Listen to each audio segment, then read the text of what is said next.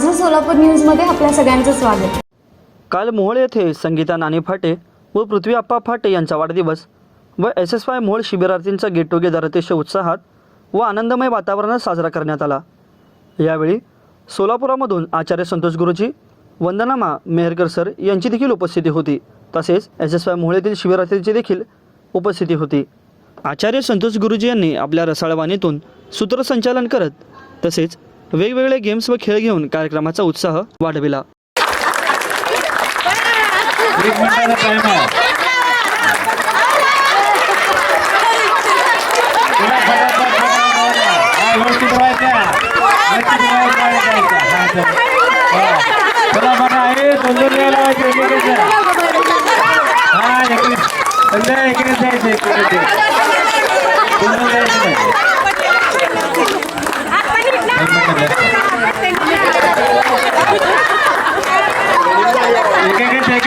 दोन द्यायचे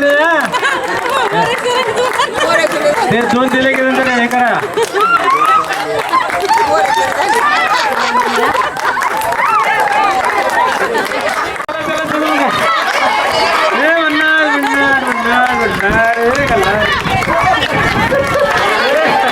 पुढे लावलेलं आहे ना मोजायचं, खालच्या पुढे मोजायचा. बघा बघा बघा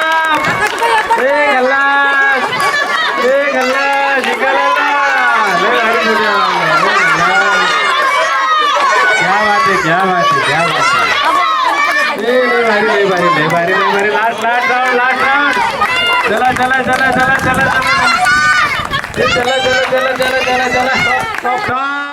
यानंतर उपस्थितांनी आपल्या मनोगताद्वारे संगीता नानी फाटे व पृथ्वी फाटे यांना शुभेच्छा देत त्यांचे तोंड भरून कौतुक केले. हा जो एक आपलेपणा एक घरलोक आहे हा नानींचा गुण आहे आणि तो आत्तापर्यंत मला ते मिळतं आहे. पुढं त्यांच्या तिन्ही सुना तसंच काका आले आधी खावं म्हणतो तर काम बाजूला असतं, पण ते अगोदर ते टेस्ट बघायचं काम माझं असतं.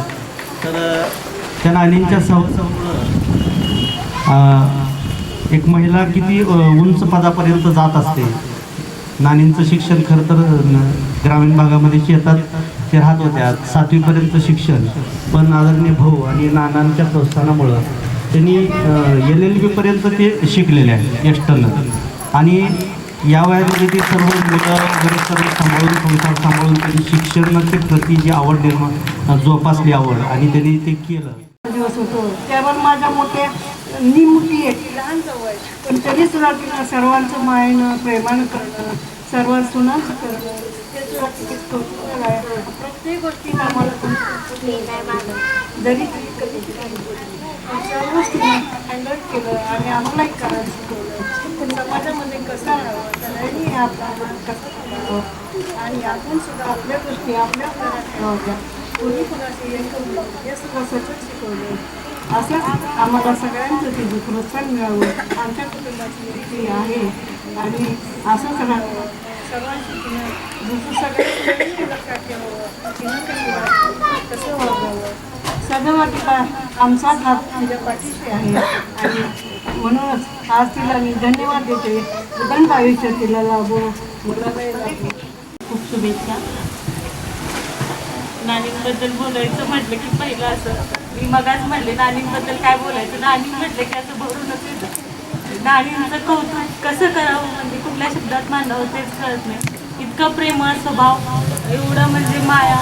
एक आईसुद्धा एवढं हे करणार तेवढं नानी प्रत्येकांना एवढं प्रेमाने वागवतात, बोलतात. ते खूप छान वाटतं. इथं छोटा जरी कार्यक्रम असला तरी नानींकडे यायची आतुरता इतकी असते ना.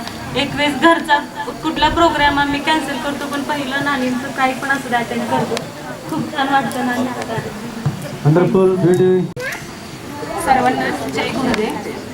आज अत्यंत आणि अप्पांचा वाढदिवस व तसेच SSYचे गेट टुगेदर या कार्यक्रमानिमित्त आपण येथे सर्वजण जमलेलो आहोत. सुरुवातीला आत्यांना आणि अप्पांना वाढदिवसाच्या खूप खूप शुभेच्छा. आज सकाळी आम्ही तरी अप्पांना ओवाळलं. ओवाळ्यावर आपल्याला पद्धत असते की काहीतरी गोड खाऊ घालायचं. मी काय खाऊ घातलं असेल अप्पांना. असं झालं यांच्या घरामध्ये असं आहे बऱ्याच वेळा ते ऐकल्यावर मी आत्यांना म्हणत असे, प्रत्येक घरामध्ये तुमच्यासाठी सासू पाहिजे. एक आई वडील आपल्या मुलांना जेवढं स्वातंत्र्य देतात त्यापेक्षाही जास्त म्हटलं तरी चालेल. आम्हाला तिघी सुनांना त्यांनी नानांनी आणि आत्यांनी स्वातंत्र्य दिलेलं आहे. मुलीचं लग्न झाल्यानंतर मुलींना आपल्या लग्नानंतर माहेरी जायची ओढ असते. तशी मला लग्न झाल्यानंतर सुरुवातीला 1-2 वर्षच ती ओढ राहिली, कारण की आई वडिलांचं प्रेम मला आत्यांकडून नानांकडून इथंच मिळालं. त्याच्यामुळं माझी ती माहेरी जायची ओढ कमी झाली. पृथ्वीराज आप्पा आणि संगीता नानी फाटे यांचा आज जन्मदिवस या ठिकाणी साजरा होतो. मी त्यांना आमच्या Mohol urban cooperative bank Savitribai Phule महिला पतसंस्था सर्व कर्मचारी वृंदातर्फे मी त्यांना हार्दिक शुभेच्छा देतो. सगळ्यांना जय गुरुदेव, जय जिजाऊ. आणि आपणना वाढदिवसाच्या खूप खूप शुभेच्छा. त्याच ह्याच्यामध्ये आत्यांचा सुद्धा आई म्हणून परत एकदा पुनर्जन्म झाला, त्यामुळे त्यांचा पण आज आपण वाढदिवस साजरा करतो.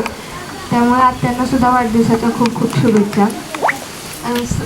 सांगायचं म्हणजे आमच्या घरात चालत आलेली पद्धत म्हणजे सर्वात आवडलेली, मनाला भावलेली ही माता सत्ताक पद्धती. ती आपण जिजाऊंना तर आपण कधी प्रत्यक्षात पाहिलं नाही, पण त्यांनी शिवाजी महाराजांनी संभाजी महाराजांसारखे 2 महान व्यक्तिमत्व घडवलेलं आहे. त्याचप्रमाणे नानींनी सुद्धा आप्पा, दादा आणि ह्यांनी असं 3 व्यक्तिमत्व घडवलेत की जे आमच्यासमोर प्रत्यक्षात शिवाजी महाराज आणि संभाजी महाराजांसारखेच आहेत. आणि त्याच पद्धतीने नानी म्हणजे जिजाऊच आहेत आमच्यासाठी. आम्ही प्रत्यक्षात तर बघितलं नाही, पण त्यासमोर आमच्यासाठी जिजाऊच आहेत. आणि त्यांना बघूनच आम्ही घडतोय, शिकतोय, पडतोय आणि त्यातनं त्या आम्हाला सांभाळतात. हेच सगळ्यात मोठा विश्व आहे माझ्यासाठी.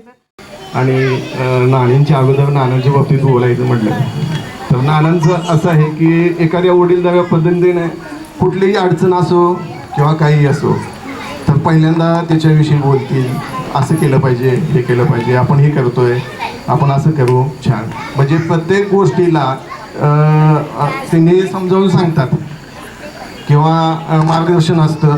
आणि ते मार्गदर्शन अशा पद्धतीने असतं की जणू आपण मुलगाच आहे आणि आपण का नाही केलं पाहिजे असं वाटतं. मला घरून बराच वेळा असा प्रश्न येतो की सकाळी 8ला गेला, संध्याकाळी 7 वाजले तर घरी यायची आठवण का होत नाही आहे तुला?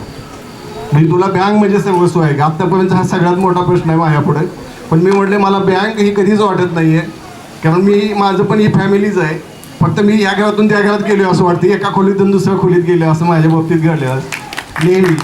मग नाना असो किंवा नाणी असो. आता नाणींच्या बाबतीत आता तुम्ही जसं नाणींना नाणी मा हा शब्द दिला आहे तसं नाणी मा, खरंच मा ह्या शब्दा पद्धतीने शोभतात. प्रत्येक गोष्ट त्यांनी चौकशी करतात, समजावून सांगतात, बोलतात. एवढंच नाही, प्रत्येक फॅमिलीतील प्रत्येक व्यक्तींची चौकशी होते, आई वडील, मुलं, बहू, प्रत्येकांच्या बाबतीत. तर सर्वांतर्फे तसेच माझ्यातर्फे नाना आपले फाटे फॅमिलीला तर शुभेच्छा, पण नाणींना आणि आपणही खूप खूप शुभेच्छा. सांगितलं बघा, आपण कुठं पण जाऊ द्या, जरी एका झाडाला जरी हात लावला ना ते असं एवढं भरून वाटतं की त्याला खूप आनंद होतो. तसं ह्यांच्या घरात पण आलं ना त्यांना सगळ्यांच्या चेहरा एवढा आनंद असतो की तुम्ही सारखं येत जावं असं त्यांना सगळ्यांना वाटत असतं. त्यामुळे सगळ्यांना कंटाळाच येत नाही, का तर हे निसर्ग आहे. निसर्गात सर्वांचं स्वागतच असतं आणि ते पण हसून.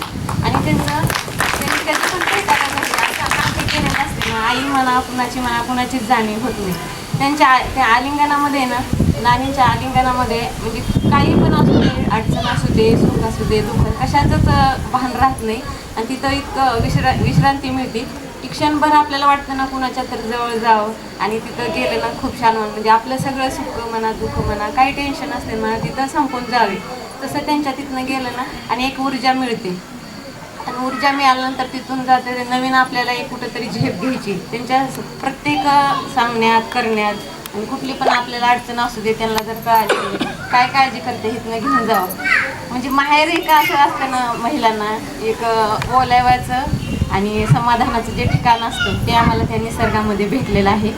आणि निसर्गाच्या सानिध्यात आल्यावर सर्वांना जसा आनंद भेटतो तसंच आम्हाला पण भेटतो. कुणाचा आला की नाना पटकन जाऊन तिकडं बोलायला लागले. कुणाचा फोन आला तर उलट नाना स्पीकर ऑन करायचे आणि तू पण ऐक आणि मी पण ऐकतो.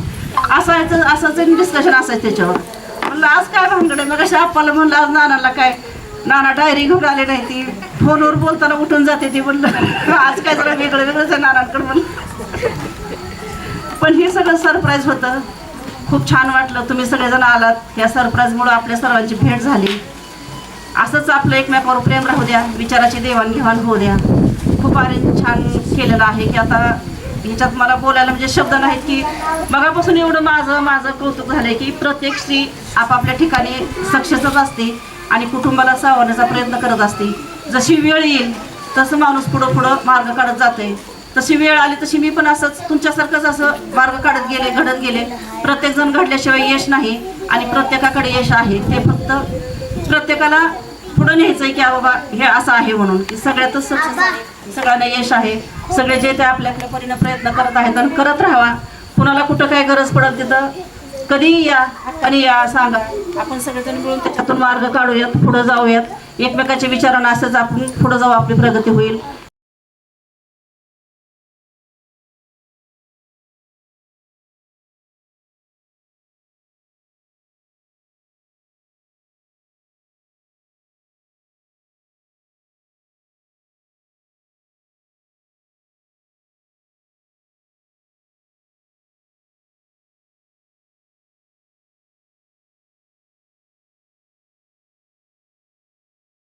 माझं सोलापूर न्यूज या यूट्यूब चॅनलला सबस्क्राईब करा आणि बेल आयकॉन प्रेस करायला विसरू नका.